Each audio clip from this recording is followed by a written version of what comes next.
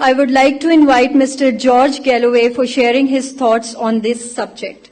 Mr. George Galloway is a famous British politician, broadcaster, and writer. Mr. Galloway has been vocal about the human rights situation in Kashmir. He is famous around the world for his bold stance on human rights and Kashmir issue. He was also the General Secretary of War on Want, a British charity campaigning against poverty worldwide. Mr. Galloway is the author of many books. Few of them are Mr. Galloway Goes to Washington, Religion and Modern Thought, and the most recent one, The Principles of Religious Development.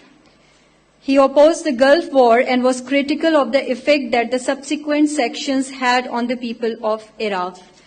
Ladies and gentlemen, Mr. George Galloway.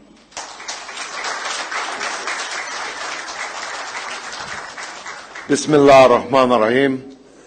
Your Excellency, President of the Islamic Republic of Pakistan, Minister of State, Afridi Saab, parliamentarians from England and Pakistan, Lord McRae, distinguished ladies and gentlemen, Assalamu alaikum wa rahmatullahi wa barakatuh. In 1989, I was awarded the Hilal-e-Qaid-e-Azam for my work in the 1980s in the movement for the restoration of democracy in Pakistan under the leadership of the late Nawabzada Nasrullah Khan, whom I fondly recall. In the early 1990s, I was awarded the Hilal-e-Pakistan for my work on Kashmir.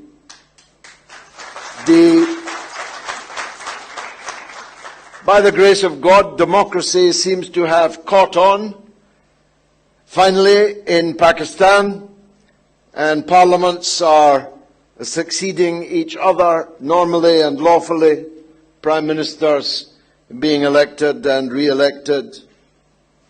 But Kashmir remains in bondage.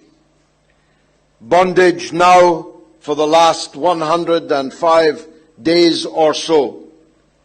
More wicked, more evil than ever before in the history of these 70 plus years. The clue to why we're here is in the title of the seminar, Human Rights in Occupied Kashmir. Just as you cannot support West Bromwich Albion and Wolverhampton Wanderers, or Celtic and Rangers, just as you cannot be a little bit pregnant, you cannot have human rights in an occupied territory. This is a contradiction in terms. The photographs behind me of cruelty and wickedness being visited by the occupiers on the occupied is not because the perpetrators are Indian, still less because they are Hindus. They are behaving in this way because they are occupiers. And all occupation ends this way. I'm old enough to remember when Israeli propagandists used to say that the occupation of the West Bank and Gaza was the most benign occupation in human history. And look what it has become.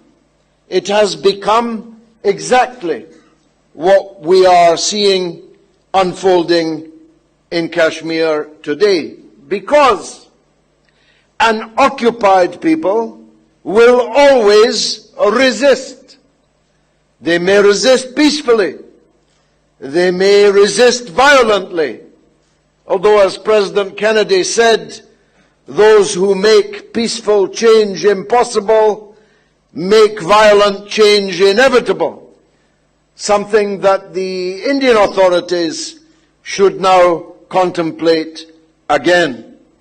But an occupied people will always resist a foreign occupation of their land and their way of life.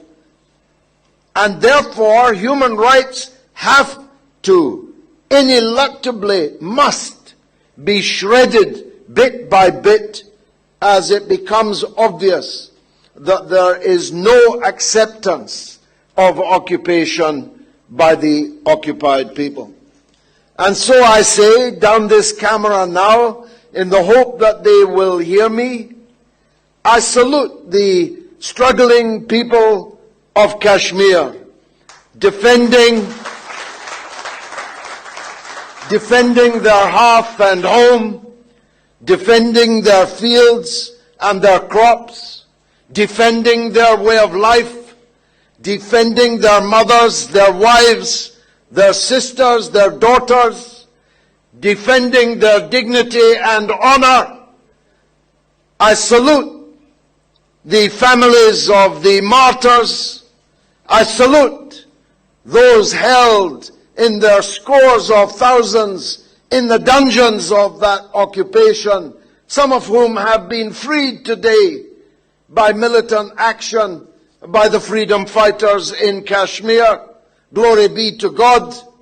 I salute all of the people of the occupied land in their resistance. And as long as one of them is still resisting, I am certain that all of the people of Pakistan and all of the freedom lovers of the world will stand by them, will struggle to come to their side, to their aid.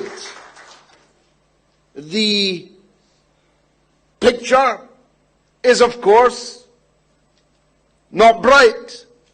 The suffering, especially in these last 100+ days, has intensified. We heard from Ambassador Sheikh earlier that the apples may not even be harvested, that the saffron cannot be sold. People are hungry. People are without medicine, cannot travel. They have been switched off, blacked out, cut off from the rest of the world. Even their own families do not know whether their relatives are alive or dead.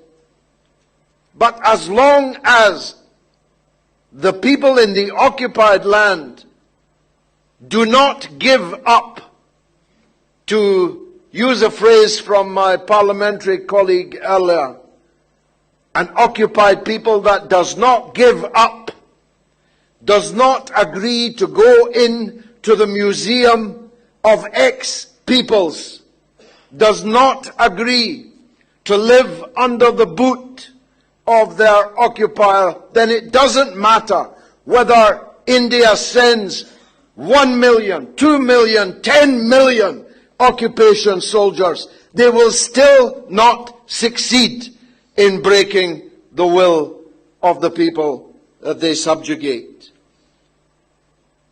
There have been important changes in this last 100 days. Things are being written in the New York Times, in the Washington Post, in the German media, even in the English media, which lags behind on this as on so many other things that would never have been written before. Why is that? Well, I don't intrude on internal Pakistani politics in any way. It's up to you what you think of your Prime Minister. But I think he played a blinder at the United Nations. I think he knocked India for 6 over the boundary and out of the ground, a captain's innings. And I'm here to tell you, though I'm not his party man, that Pakistan finally has a political leader more popular internationally than the political leadership in India. I've lived a long life And that has never happened before. Both because of the star quality of your leader, but also because the world detects the whiff, the smell of extremism about Prime Minister Narendra Modi. The world detects a whiff of the ethnic cleanser. The world can smell this ambition of ethno-supremacist exclusiveness about Narendra Modi, and they are anxious and worried about it.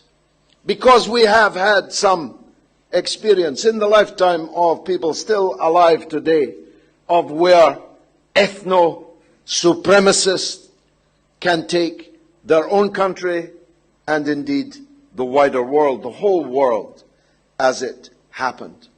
And this is why I say, I quote him again to Ambassador Shea, it is a false dichotomy to say that we're concerned about the situation in Kashmir and consider it to be unsustainable, but to merrily sign the trade deals and search the market in India.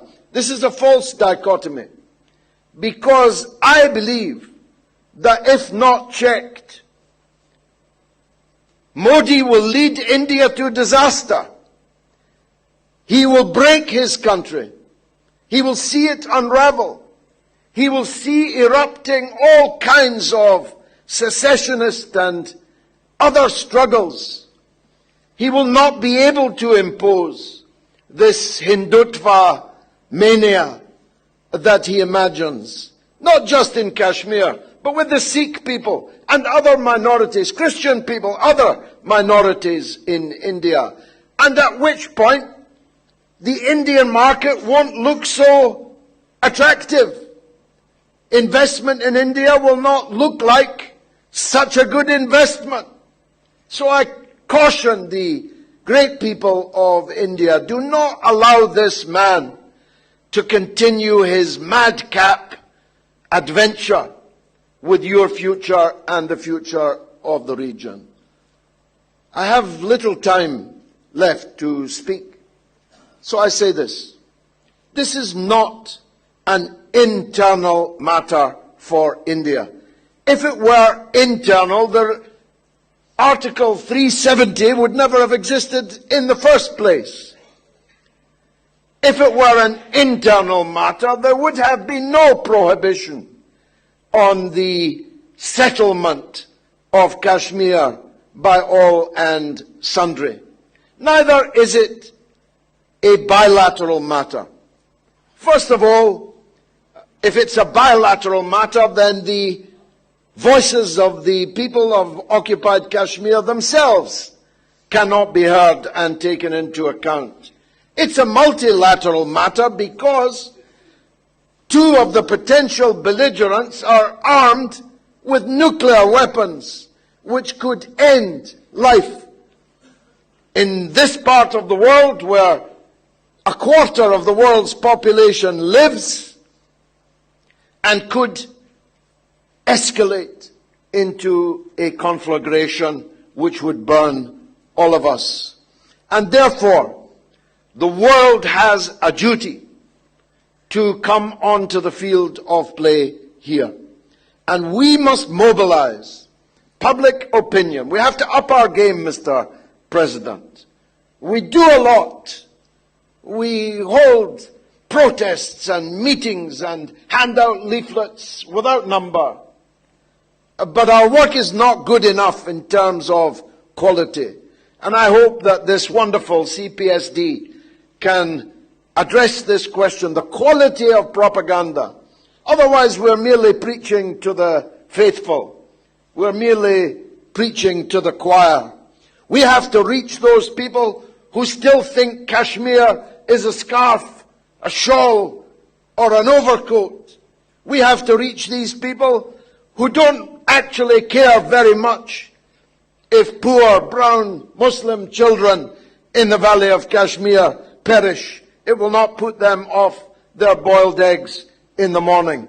We have to reach them and persuade them that it does matter to them, if not as human beings, then as people who may be endangered by this situation spiraling out of control.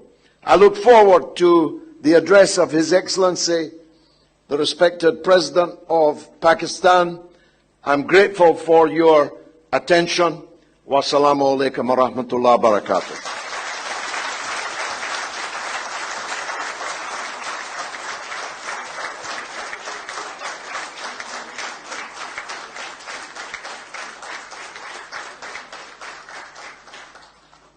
Mr. Galloway, the enthusiasm with which you have talked today shows that how important this matter is to you, and where you have said that occupied people will always resist, whether peacefully or in violent manner. I sincerely hope that the world understands this as well and see Kashmir issue as human rights issue above economic benefits. Thank you very much, sir.